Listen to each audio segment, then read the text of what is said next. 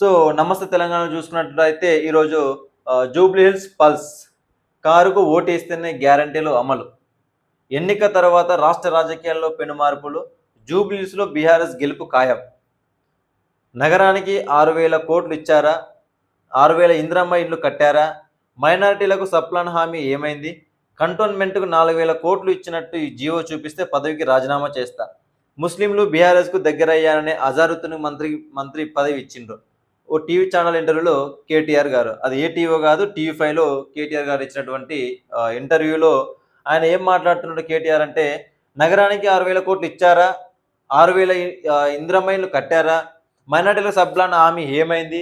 అదేవిధంగా కంటోన్మెంట్‌కు 4,000 కోట్లు ఇచ్చినట్టుగా జియో చూపిస్తే తన మా ఎమ్మెల్యే పదవికి రాజీనామా చేస్తానని సవాల్ విసరడం జరిగింది. ముస్లింలు బీఆర్ఎస్‌కు దగ్గరయ్యా అనే ఒక దీనితోనే అజారుద్దీన్ మంత్రి పదవి ఇచ్చిండ్రు అనేది కూడా కేటీఆర్ గారు ఒక టీవీ5 ఇంటర్వ్యూలో మాట్లాడడం జరుగుతున్నది. అదే విధంగా చూస్తే ఓటమి భయంతోనే రేవంత్‌లో ఫ్రస్ట్రేషన్. 2 ఏళ్లలో రేవంత్ రెడ్డి చేసిందేమిటి? ఓకే. కేటీఆర్ గారు ఏమంటున్నారంటే 6,000 కోట్లు గ్రేటర్ హైదరాబాద్‌కి ఇచ్చారా? అదేవిధంగా 6,000 ఇందిరమ్మ ఇళ్లు కట్టారా? అని కేటీఆర్ గారు రేవంత్ రెడ్డిని అడగడం జరుగుతుంది. క్వెషన్ వేయడం జరుగుతుంది. అదేవిధంగా సికింద్రాబాద్ కంటోన్మెంట్ ఏదైతే ఉందో దానికి 4,000 కోట్లు ఇచ్చినట్టుగా జియో చూపిస్తే నా ఎమ్మెల్యే పదవికి రాజీనామా చేస్తా అని సవాల్ విసరడం జరిగింది కేటీఆర్ గారు. అది రేవంత్ రెడ్డి గారికి వేయడం జరిగింది. సరే, ఇది మాట్లాడే ముందు కాంగ్రెస్ ప్రభుత్వం ఏం చేసిందని మాట్లాడే ముందుగా మనం గత 10 ఏళ్ల నుండి 2014 నుండి తెలంగాణ వచ్చిన మొదటి ప్రభుత్వం నుండి 2023 వరకు పరిపాలించినటువంటి బీఆర్ఎస్ ప్రభుత్వాన్ని చూద్దాం. కేసీఆర్ గారు ఇంటికో ఉద్యోగం అని చెప్పిండు, ఇచ్చిండా? కేసీఆర్ డబుల్ బెడ్రూమ్, అల్లుడు వస్తే ఏడాబంతాడు, బిడ్డ వస్తే ఏడాబంతది, మనవరాలు ఏడాబంతని చెప్పి డబుల్ బెడ్రూమ్ ఇల్లు అన్నది, అది ఇచ్చిండా? అదేవిధంగా దళిత ముఖ్యమంత్రి అని చెప్పిన కేసీఆర్ 10 ఏళ్ల వరకు చేసిండా అంటే చేసింది లేదు. దళిత బంధు అని చెప్పి అది అందరికీ అమలు చేసిండా అంటే అమలు చేయలేదు.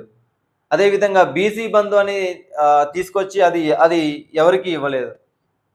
మనం కేటీఆర్ గారు రేవంత్ రెడ్డికి ఇస్తున్న సవాల్ కంటే ముందు మనమేం చేసినాం అనేది కేటీఆర్ గారు ఆత్మ పరిశీలన చేసుకుంటే బాగుంటుందని నా యొక్క చిన్న సలహా మాత్రమే, సజెషన్ మాత్రమే. ఇకపోతే ఈ ఇంటర్వ్యూ మొత్తం బేస్డ్ అయ్యింది జూబ్లీ బై ఎలక్షన్ మీద ఆధారపడి ఈ యొక్క ఇంటర్వ్యూ ఇవ్వడం జరిగింది. సో ఆ ఇంటర్వ్యూలో ఏం అడిగారు, ఏం చెప్పారు అనేది మనం ఒకసారి పూర్తిగా ఇంటర్వ్యూ మొత్తం చదువుదాం. ఇది చదివిన తర్వాత నేను మీకు ఎక్స్ప్లెనేషన్ చేస్తా, ఏది ఎట్లా ఏంది, అసలు కేటీఆర్ గారు ఏం మాట్లాడుతున్నారు, ఏ వైపు మాట్లాడుతున్నారు అనేది ఒక్కసారి మనం వార్త మొత్తం చదువుదాం ఇక్కడ. సో, ఓటమి భయంతోనే రేవంత్‌లో ఫ్రస్ట్రేషన్. 2 ఏళ్లలో రేవంత్ రెడ్డి చేసిందేమిటి? జూబ్లీ హిల్స్ ఉప ఎన్నికల్లో బీఆర్ఎస్ గెలుపును ఎవరు ఆపబోరని ఆ పార్టీ వర్కింగ్ ప్రెసిడెంట్ కేటీఆర్ స్పష్టం చేశారు. కేసీఆర్ బలపరిచిన బీఆర్ఎస్ అభ్యర్థి మాగంటి సునీతమ్మ విజయకేతనం ఎగురవేయడం తథ్యమని తేల్చి చెప్పారు. రెండేళ్ల పాలనలో కాంగ్రెస్ ప్రభుత్వం చేసిందని పాలనలో కాంగ్రెస్ ఏం చేసిందని ఆ పార్టీకి ఓటేస్తారు. తులం బంగారం ఇవ్వనందుక, మైనార్టీలకు సప్లాన్ అమలు చేయనందుక, యువతలకు స్కూటీలు ఇవ్వనందుక, మహిళలకు 2,500 ఇవ్వనందుక, అదేవిధంగా నగరాభివృద్ధికి 6,000 కోట్లు ఇవ్వనందుక, ముస్లింలకు 4,000 కోట్లు కేటాయించినందుక అని ప్రశ్నల వర్షం కురిపించారు ఇంటర్వ్యూలో కేటీఆర్ గారు. ఆ పార్టీ అభ్యర్థికి ఓటేస్తారనుకోవడం అత్యాశనని పేర్కొన్నారు. అది ఆదివారం సాయంత్రం ఓ టీవీ ఛానల్ అనే టీవీ5 ఛానల్ పెట్టొచ్చు కదా. సో ఓ టీవీ ఛానల్కి ఇచ్చిన ఇంటర్వ్యూలో కేటీఆర్ మాట్లాడుతూ నవంబర్ 14న వెలువడే ఫలితంలో రాష్ట్ర రాజకీయాల్లో పెనుమార్పులు సంభవిస్తాయని జోసన్ చెప్పారు. మైనారిటీలు బీఆర్ఎస్కు దగ్గరయ్యారని భావించి రేవంత్ రెడ్డి అజారుద్దీన్కి మంత్రి పదవి కట్టబెట్టారని చెప్పారు. హజారుకు ఈ పదవి రావడానికి బీఆర్ఎస్ కారణమని, అజారుద్దీన్ కేసీఆర్ ఫోటో పెట్టుకోవాలని వ్యాఖ్యానించారు. బీజేపీ బీఆర్ఎస్ ఒకటేనని, ముస్లింలు ఓట్ల కోసం అజారుద్దీన్ పదవిని బీజేపీ అడ్డుకుంటుందనే వాదనలు రేవంత్ రెడ్డి లాంటి అలుపులకు వచ్చే చిల్లర ఆలోచనని విమర్శించారు. తాము ఆ పదవిని స్వాగతిస్తున్నామని చెప్పారు. మాగంటి గోపీనాథ్ 16,000 పైచిలుకు ఓట్లతో గెలిచారు. ఇప్పుడు ఊహించని విధంగా భారీ మెజారిటీ వస్తుందని ధీమా వ్యక్తం చేశారు. బీజేపీ పరోక్షంగా కాంగ్రెస్ పనిచేస్తుందన్నది విమర్శించారు. ఈ ఎన్నికల్లో ప్రభుత్వ పనితీరే కీలకం కానున్నదని, హిందూ ముస్లిం తేడా లేకుండా బీఆర్ఎస్కు మద్దతు లభిస్తుందని కేటీఆర్ గారు ఆ ఇంటర్వ్యూలో పేర్కొనడం జరిగింది. సో జూబ్లీ బై ఎలక్షన్‌లో కాంగ్రెస్‌కి ఎందుకు ఓటేయాలి? ఎందుకు ఓటేయకూడదని కేటీఆర్ గారు కొన్ని పాయింట్లు చెప్పడం జరిగింది. అది ఏ పాయింట్లంటే ఇందిరా మిల్లు కట్టియలేదు. ఆ పథకం పెట్టినా కూడా అందరికి అందలేదు.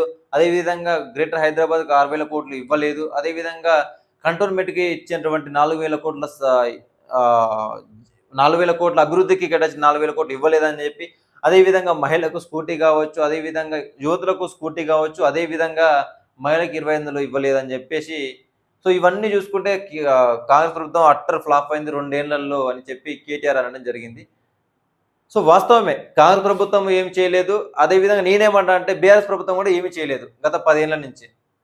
ఎందుకు అంటే తెలంగాణ వచ్చినప్పుడు దాదాపుగా 65,000 కోట్ల నిధుల బడ్జెట్ తోటి మన తెలంగాణని అప్పజెప్పిపోయిన పరిస్థితులు మన దాఖలాలు మన దగ్గర ఉన్నాయి. కానీ తెలంగాణ వచ్చి 2014 నుంచి 2023 వరకు దాదాపుగా మన బీఆర్ఎస్ ప్రభుత్వం ఇక్కడ పూడ్చినటువంటి వీళ్ళ కేటీఆర్ ప్రభుత్వం చేసినటువంటి అప్పులు ఎంత అంటే దాదాపుగా 4,00,000 కోట్ల పైననే అప్పులు చేయడం జరిగింది.